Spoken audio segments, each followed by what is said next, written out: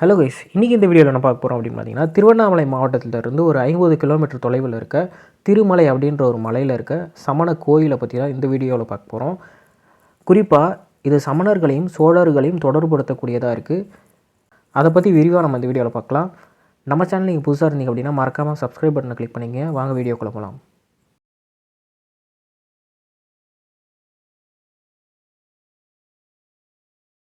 திரு நேமிநாத திகாம்பர் திருக்கோயில் அப்படின்னு அழைக்கப்படுற இந்த கோயில் 2000 ஆண்டுகள் பழமையான ஒரு கோயில். அதாவது 9ஆம் நூற்றாண்டைச் சேர்ந்த இந்த கோயிலில் பார்த்திங்கன்னா ஒரு 8000 சமண துறவிகள் இந்த இடத்துல தங்கி தவம் செஞ்சதாக நம்பப்படுது. இந்த மலையில் மொத்தமாக 2 சமண கோயில்கள் இருக்குது. தரைத்தளத்தில் இருக்க இந்த கோயிலோட நுழைவு வாயில் தான் இப்போ நம்ம பார்த்துட்ருக்கோம். இந்த கோபுரங்கள் நீங்கள் பார்க்கும்போதே தெரியும். இந்த கோபுரங்கள் எல்லாமே பார்த்தீங்க அப்படின்னா ஒரு இந்து கோயிலோட சாயலில் இருக்கிறத அவங்களால கண்டுபிடிக்க முடியும். இதில் இருக்க சிலைகள் மட்டும் பார்த்தீங்க அப்படின்னா சமணர்கள் சார்ந்த சிலைகளாக இருக்குது. அதாவது சமணர்கள் நின்றுட்டுருக்க மாதிரியும் சமணர்கள் ஒரு தவம் செஞ்சிட்ருக்க மாதிரியான சிலைகள் இந்த கோபுரங்களில் நிறைய இடத்துல இருக்குது. தமிழ்நாட்டில் சோழர்களையும் சமணர்களையும் தொடர்புபடுத்தி பார்க்குறதுக்கு எந்த ஒரு ஆதாரமும் இல்லாமல் இருந்தது. ஆனால் இந்த கோயிலில் பார்த்திங்க அப்படின்னா ராஜராஜ சோழனோட தங்கை குந்தவி இந்த ஒரு கோயிலுக்கு மானியம் வழங்கினதாக குறிப்பிடப்படுது. இப்போ நம்ம பார்த்துட்ருக்கிறது தான் பார்த்திங்கன்னா தரைத்தளத்தில் இருக்க ஒரு கோயில். இங்கே நிறைய சிலைகள் சேகரித்து வச்சுருக்காங்க. இது எல்லாமே சேதமடைஞ்ச சிலைகளாக தான் இருக்குது. ராஜராஜ சோழன் காலத்துக்கு அப்புறமா சமணர்களுக்கு எதிராக நடந்த போரில் இந்த கோயில் சேதப்படுத்தப்பட்டிருக்கு.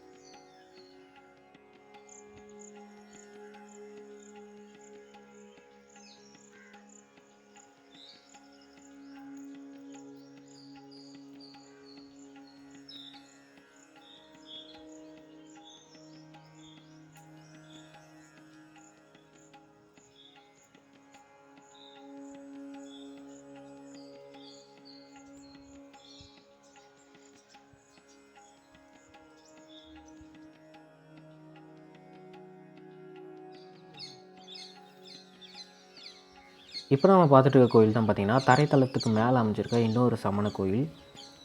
இந்த இடத்துல பார்த்திங்க அப்படின்னா குகை கோயிலும் அமைஞ்சிருக்கு.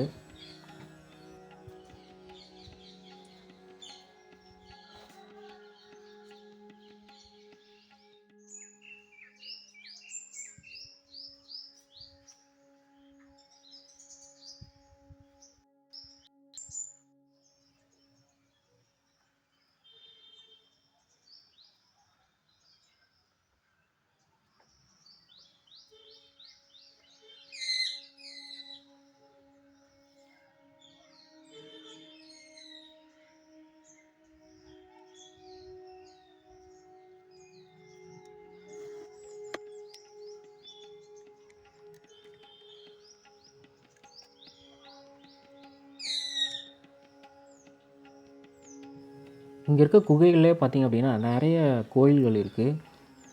இங்கே இருக்க சிலைகள் எல்லாமே பார்த்திங்க அப்படின்னா அந்த மலையில் வர பாறைகள்லேயே இந்த சிற்பங்களெல்லாம் செதுக்கி அதுக்கு மேலே கோயில்களாக வடிவம் வச்சுருக்காங்க. இதோட வடிவமைப்பெல்லாம் பார்த்திங்க அப்படின்னா எங்களுக்கு அந்த டைமில் ரொம்ப பிரமிப்பாக இருந்துச்சு. எப்படி இந்த இடத்துல இவங்க இந்த சிலைகளை வடித்து அதுக்கு மேலே வழிபடுறதுக்கான ஒரு இடங்களெல்லாம் அமைச்சு, அது மட்டும் இல்லாமல் அந்த சமணர்கள் தவம் செய்கிறதுக்கான இடங்களெல்லாம் எப்படி அமைச்சிருக்காங்க அப்படின்றதெல்லாம் யோசிக்கும் போதே ரொம்ப பிரமிப்பாக இருந்துச்சு. இந்த இடத்துல நிறைய புத்தர் சிலைகளை வடிச்சிருக்காங்க. அந்த சிலைகளை இன்னுமுமே இங்கே வர சமணர்கள்லாம் வழிபட்டுருக்காங்க.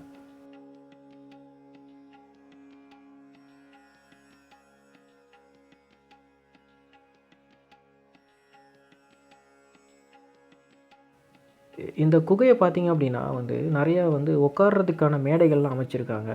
இதெல்லாம் பார்க்குறதுக்கே கொஞ்சம் பிரமிப்பாக இருந்துச்சு. அந்த காலத்திலேயே இந்த இடத்துல உட்காந்து தவம் செய்கிறதுக்கு இப்படிலாம் ஒரு பிளேஸை ரெடி பண்ணி வச்சுருக்காங்க அப்படின்னும்போது. இந்த குகையை பார்த்திங்க அப்படின்னா 3 அறைகளாக பிரிச்சுருக்காங்க.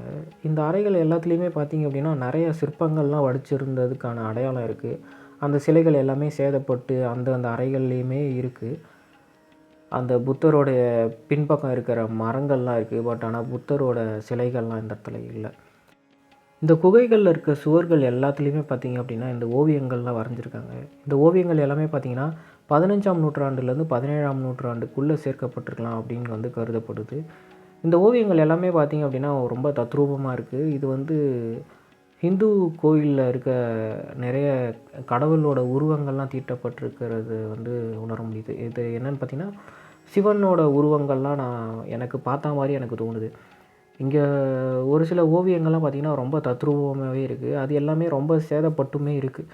ஆனாலும் இத்தனை நூற்றாண்டுகள் தாண்டி இந்த ஓவியங்கள்லாம் இன்னுமே இருக்கிறது வந்து ரொம்ப ஆச்சரியமாக இருக்குது. ரொம்ப நுணுக்கமான ஓவியங்கள். பட் ஆனால் வந்து ரொம்ப தெளிவான ஓவியங்கள் அப்படின்னு சொல்லலாம். ரொம்ப டீட்டெயில்டான ஒரு ஓவியமெல்லாம் இருந்திருக்கலாம். இப்போது சேதப்பட்டு இருக்கும்போதே பார்த்திங்க அப்படின்னா நிறைய விஷயங்களை நம்ம இந்த ஓவியத்தில் பார்க்க முடியுது. அப்போது இதெல்லாம் வந்து சேதமடையாமல் இருக்கும்போது நம்மளுக்கு நிறைய விஷயங்களை வந்து சொல்கிற மாதிரி இருந்திருக்கும். ஆனால் நிறைய படையெடுப்புகளாலேயும் இயற்கை சீற்றங்களாலேயுமே வந்து பார்த்திங்க அப்படின்னா இந்த ஓவியங்கள் எல்லாமே சேதப்பட்டிருக்கலாம்.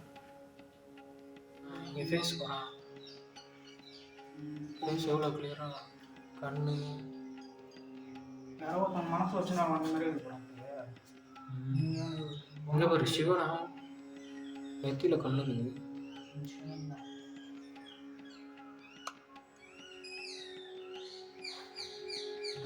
என்ன பண்ணுறாங்கன்னு தெரியல.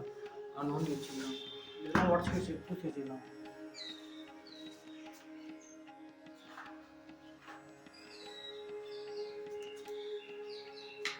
இங்கே ஏதோ சிலைகள் இருக்கு கீழே. இதில் ஏதோ கால் வச்சுட்டு உட்காந்துருக்காங்க. சிலையா இல்லை ஏதோ வச்சுக்கலாம்.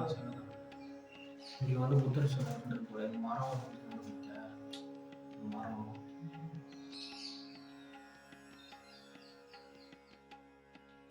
குகை கோயிலை பார்த்து முடிச்ச அப்புறமா அந்த மலையோட ஆப்போசிட் சைடில் இருக்க இன்னொரு வழி மூலயமா மலையோட உச்சியில் இருக்க திரு நேமிநாத திகம்பர் சிலையை தான் பார்க்க போகிறோம். இந்த வழி வந்து நம்மளை மலை உச்சி வரைக்கும் கொண்டு போகும்.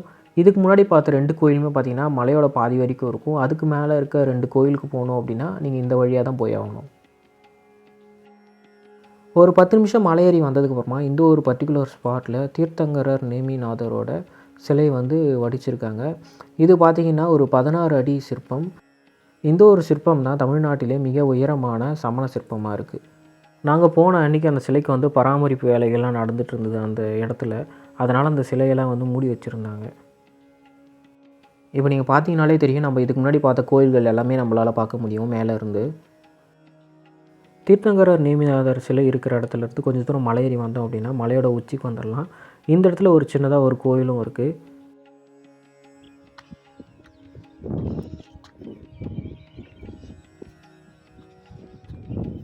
இந்த மலையை நாங்கள் தூரத்துலேருந்து பார்க்கும்போதே உச்சியில் ஒரு மரம் இருந்தது. ஆக்சுவலாக அது ஒரு மரம் இல்லை, 2 மரம். இந்த மரத்துக்கு பக்கத்துலேயே நாங்கள் போயிட்டோம். இதுதான் வந்து இந்த மலையோட உச்சி.